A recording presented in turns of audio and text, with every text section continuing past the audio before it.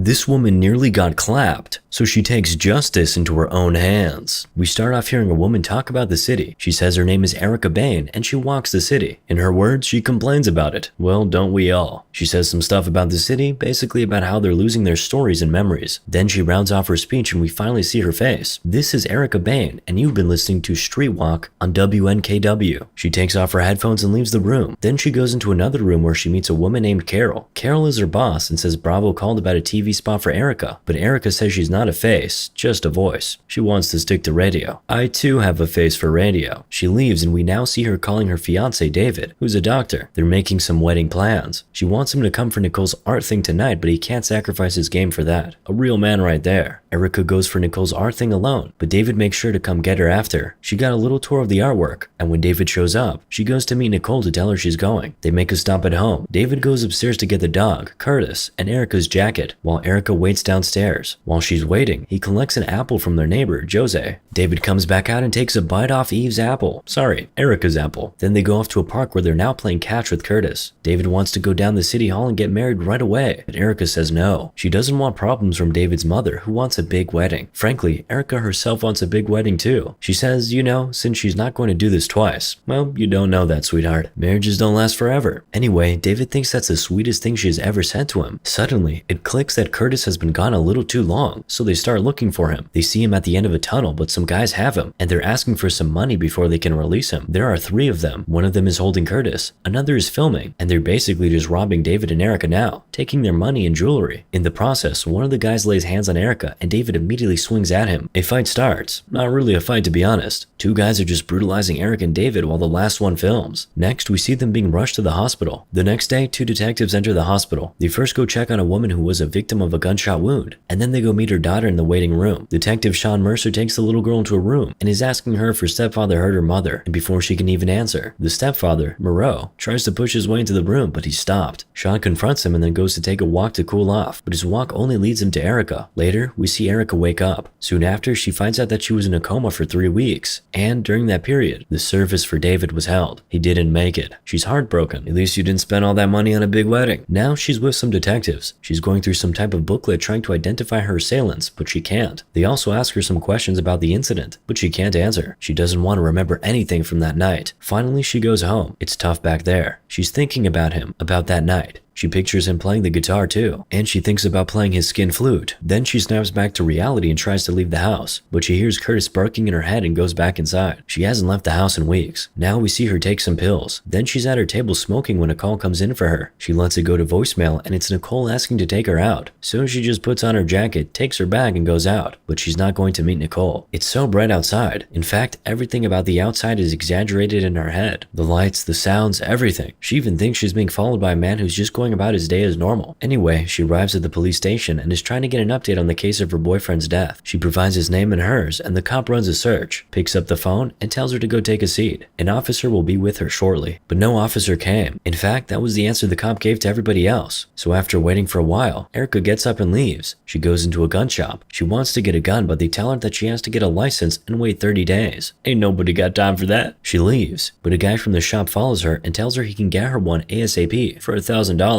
She agrees, and they go to some place and do the exchange. Next, we see Erica with a mic recording the sounds of the city. Cars moving, guys hooping, all that stuff. Later that evening, she's sitting just outside her house, smoking and listening to her recordings when Jose comes and sits beside her and tells her not to smoke because it'll kill her. Erica says she does not care. Then Jose drops some really profound words of wisdom. There's plenty of ways to die, but you gotta figure out a way to live. Now that's hard. Indeed it is. Now we see Sean at a bar with a lady who happens to be his ex-wife. He tells her he needs a favor from her. It's about the Moreau case. You know, the man whom he suspects killed his wife, but made it look like a self-delete. Apparently, Sean has been going after Moreau for 3 years, and just when Moreau's wife was about to turn state's evidence on him, she gets deleted. So convenient. Now he's asking his ex-wife, who's a lawyer, to act on behalf of Moreau's stepdaughter. Sean is convinced the little girl knows something, and he wants to make sure Moreau doesn't get custody of her. But she says it's a conflict of interest, being that she's his ex-wife, and she also doesn't do pro bono any longer. Elsewhere, Erica goes into a store just to get drinks, And before she knows it, she's eyewitness to first-degree murder. Imagine her luck. But if you think she has bad luck, look at it like this. While she's still in the store after watching this man kill his wife for asking to see her kids, her phone rings. Now, this man with a murder weapon knows there's an eyewitness in the store. He's now looking for where that sound came from. But before he finds her, Erica quickly takes out her own gun, claps him, and flees the scene. But before she does, she makes sure to take the tape from the security footage. She dumps her jacket on the way home and immediately hits the shower when she gets home. She doesn't even take off her clothes.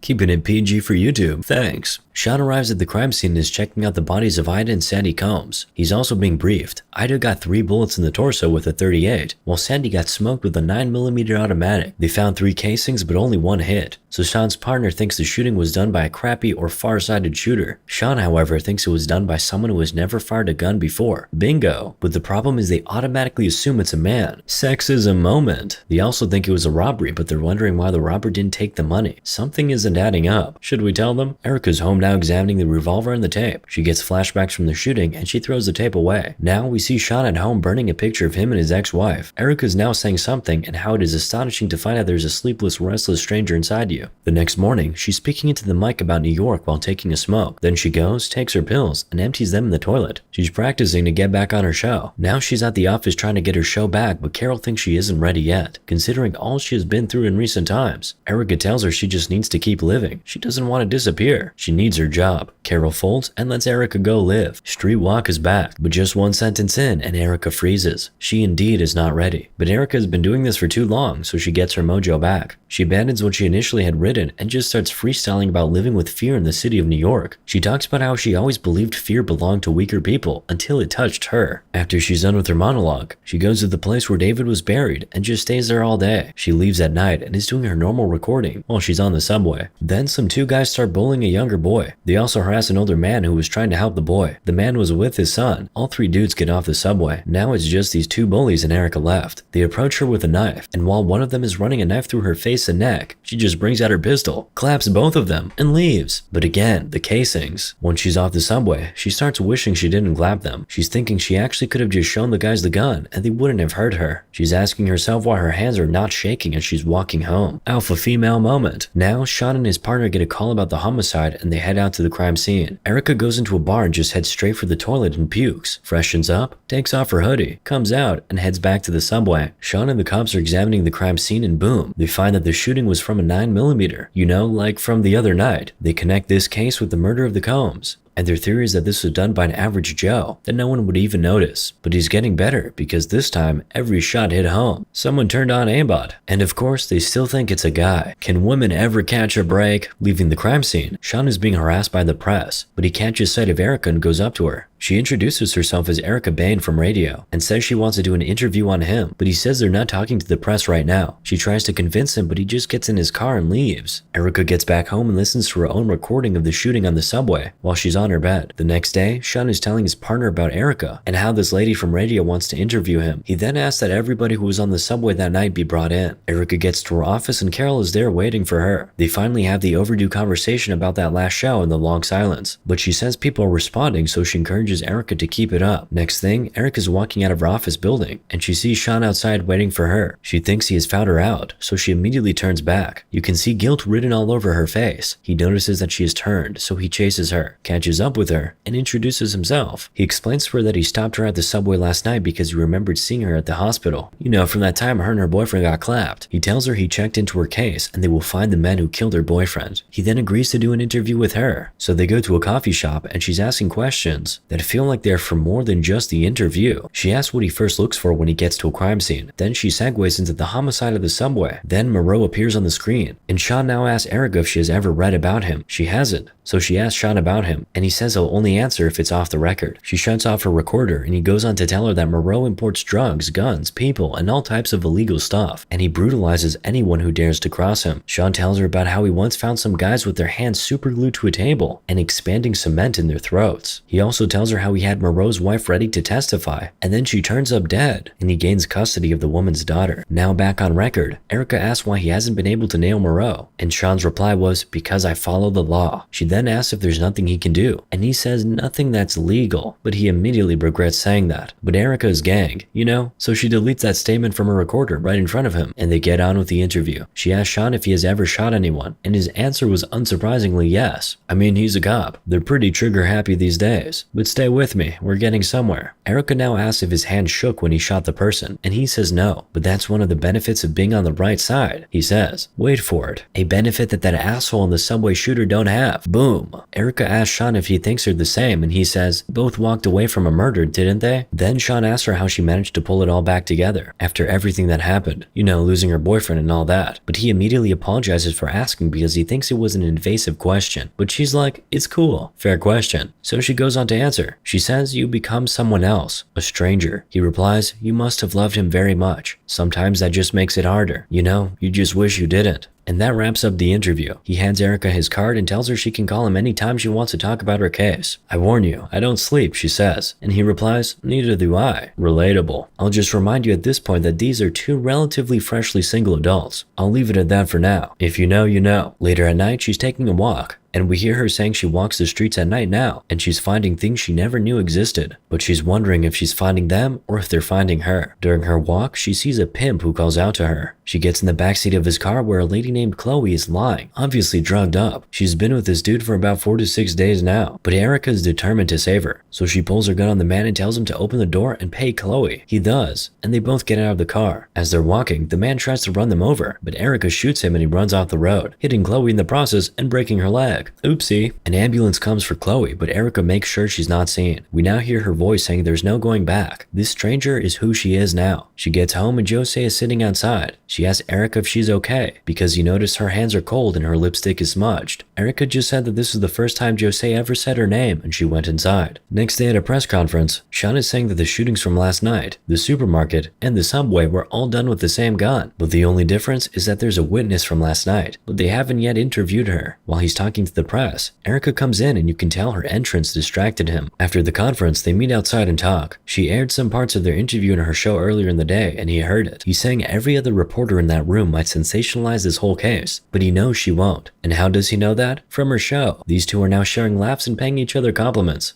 Love is in the air. She asks about Chloe, and Sanchez she's pretty banged up, but they'll know more tomorrow. They shake hands and Erica leaves for her office. Now she's in an elevator with Carol and some other guys, and those guys are talking about the shootings. They basically think the shooter is an anti-hero. They call him a vigilante, and they're making jokes about him. Of course, him. Who would ever think the person going around shooting different people in the city is a woman? Back again with the inequality. Carol hears that and tells Erica she wants to open up her show to phone calls. She argues with it at first, but she eventually agrees to do it. Now she's in front of the mic, and she talks about someone who's out there playing God, killing people in the name of justice. Let's not forget she's talking about herself. Anyway, she opens the phone lines, and as expected, there are all sorts of opinions coming in. One lady even calls and asks if the vigilante has a girlfriend, and was about to offer up her number on live radio before Erica cut her off.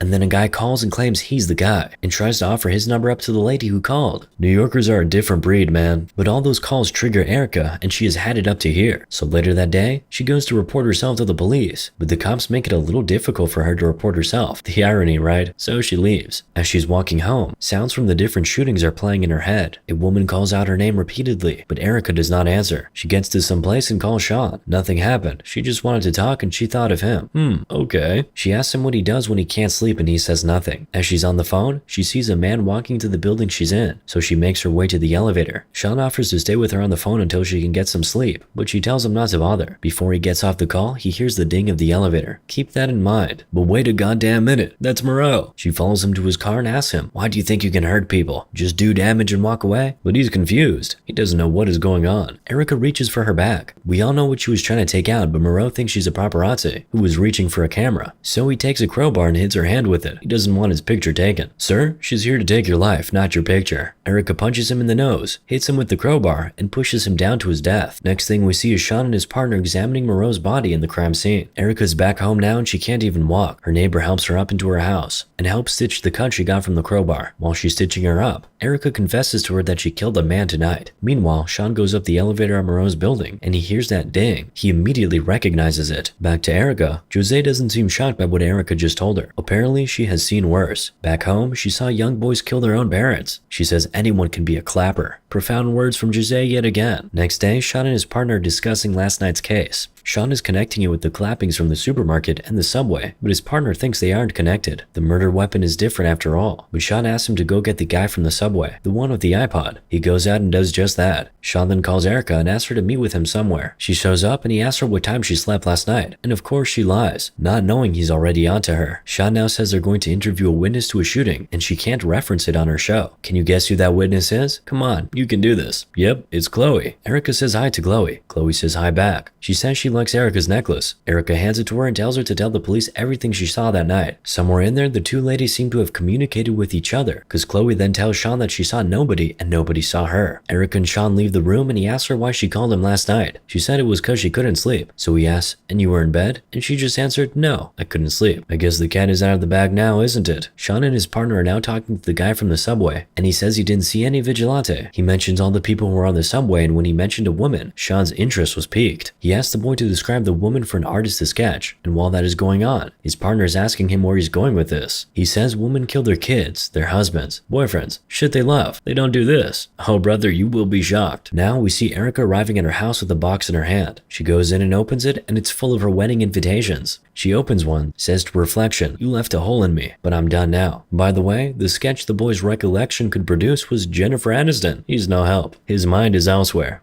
Erica is now lying on her couch, listening to her interview with Sean, when he knocks on her door. He has her ring, which was stolen by those guys who clapped her boyfriend. He asks her to come with him and help ID the criminal from a lineup, and she says no. He manages to convince her though, and they go. She identifies number 3, but she claims not to for some reason and leaves. Sean can tell something is wrong. He runs after her and follows her into the elevator. He says they should go get some food. She says she's not hungry, but he insists. At the restaurant, she's reminiscing about how times were when she was with David. Then he segues into talking about Moreau and about the new development on the subway case. Then he says that when he was a rookie, he used to give himself a test. He would ask himself, if there was someone that I knew that had committed a crime, would I have the fortitude to put them away? Big question, I can't lie. Erica asks, what kind of someone? And he says, someone close to me, like the best friend I could ever hope to have. She then asks him what his answer is, and he says, I always hoped that I would have the courage and the dedication to say yes. And do you? She asks. He says, I do, and it's important that you know that. She says she knows that, and it's what she admires about him. This is some next level mind games going on here, giving Death Note a run for its money. Shaw then says one more piece of evidence and she goes down. And she replies, and you'll find it. You're a good detective. You miss nothing. Oh, give this woman an Oscar. She's really staying in character. But just before she leaves, Sean holds her hand and says, I wonder what David would think of this woman with a grudge. She says she doesn't know. She leaves and goes straight to different pawn shops trying to find out if anybody recognized the ring. One guy does and gives her a name and address. Erica goes after the lady whose name is Shauna. By the way, Sean is stuck in traffic talking to a cop back at the station. He asks him to trace a call for him. It's that call with Erica that night. He's trying to find out where that call was made. Erica finds Shauna, who says her boyfriend cheated and gave her the ring as a makeup gift. Classy. Erica asks for the address of her boyfriend, but she doesn't give it away. The result from the call trace comes in, and the guy tells Sean that the call came from the vicinity of Roosevelt Island. The man thinks it's a case of cheating, so he doesn't put too much thought into it. Little does he know. Anyway, Shauna has a change of heart and texts Erica the address she wanted, and a video of what those criminals did to her, and Erica breaks down right in the middle of the road watching it. She finally puts herself together and sends a text to Sean. The text says goodbye, with an attachment of the video of those guys brutalizing her and her boyfriend. Now we see him running. Will he be able to stop her? Because Erica's already at the address. It's a big building. She's walking all around. You can just tell that a lot of sussy stuff goes on here. But she sees some guys and could instantly recognize Curtis. She goes down to meet the guy holding Curtis and says, I want my dog back, and shoots the man in the eye. She takes her dog and runs away. Some guys are chasing her. She claps one of them, and this is just when Sean is getting the address. He's driving like Aaron Paul right now, and you can understand the need for speed. Get it? I'm sorry. Erica's still in the building trying to hunt down the last guy, the very one who clapped her boyfriend, but he attacks her from behind and has her in a chokehold, and not in the fun way. But Sean shows up and the assailant drops his weapon and goes flat on the ground. Erica wants to shoot the criminal, but Sean tells her she doesn't have the right to. But he, on the other hand, has the right to hunt him down and shoot him. He manages to de-escalate the whole situation and take the gun from her. But just when I thought he was going to cuff both of them and take them in, he hands Erica his gun and says, "Now, if you're gonna use a gun, you make sure it's legal." What a climax, man. Erica shoots the criminal who clapped her boyfriend and then hands herself over to Sean. "You can take me now," she says. But he says no, he's not taking her in. Sean has a perfect cover-up story. They'll pin all of the killings that have been happening on the 3 guys who killed David. So Sean tracked them down and a shootout happened. To make the story believable, he asks Erica to shoot him, enough to wound him but not kill him. She does. Then he asks her to leave. He releases Curtis, calls for backup, and they come and wheel him away. Last thing we see is Curtis running to Erica. Then we hear Erica's voice say, "There's no going back to that other person, that other place. This thing, this stranger, she's all you are now." Moral of the story? Just be yourself.